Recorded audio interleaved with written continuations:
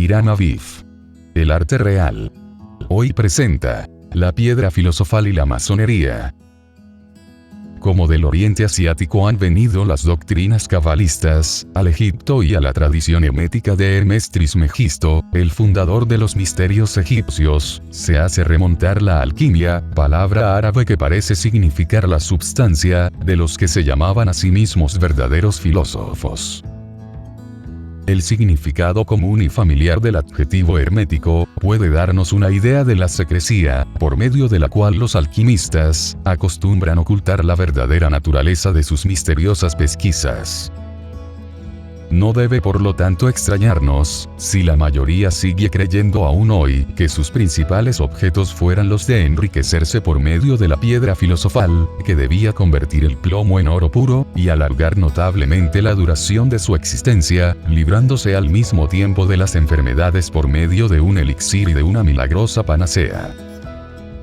En esa mística piedra filosofal, sin embargo, nosotros los masones no podemos dejar de reconocer una particular encarnación, un estado de pureza, refinamiento y perfección de la misma piedra en cuyo trabajo principalmente consiste nuestra labor. Y cuando reflexionamos sobre el secreto simbólico, en el cual a nuestra semejanza envolvían sus trabajos, para ocultarlos a los profanos del arte, no nos puede caber la menor duda de que, por encima de esas finalidades materiales, que justificaban para los curiosos sus ocupaciones, los verdaderos esfuerzos de todos los verdaderos alquimistas, fueran dirigidos hacia objetos esencialmente espirituales. La piedra filosofal no puede ser, pues, sino el conocimiento de la verdad, que siempre ejerce una influencia transmutadora y ennoblecedora sobre la mente, que la contempla y se reforma en su imagen y semejanza. Únicamente por medio de ese conocimiento, que es realización espiritual, pueden convertirse las imperfecciones, las pasiones y las cualidades más bajas civiles del hombre, en aquella perfección ideal de la que el oro es el símbolo más adecuado. Con esta clave se nos hace relativamente fácil entender el misterioso lenguaje que los alquimistas emplean en sus obras, y cómo la propia personalidad del hombre sea el atanor, mantenido al calor constante de un ardor duradero, en donde tienen que desarrollarse todas las operaciones.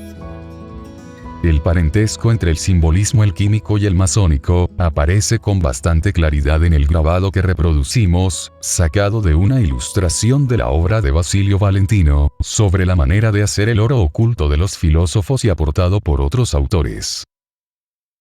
La gran obra de los alquimistas, y la que perseguimos en nuestros simbólicos trabajos, nos presentan, efectivamente, una idéntica finalidad común a todas las escuelas iniciáticas, ya sea en el significado místico de realización individual, como en una iluminada y bien dirigida acción social, que tiene por objeto el mejoramiento del medio y la elevación, el bien y el progreso efectivos de la humanidad.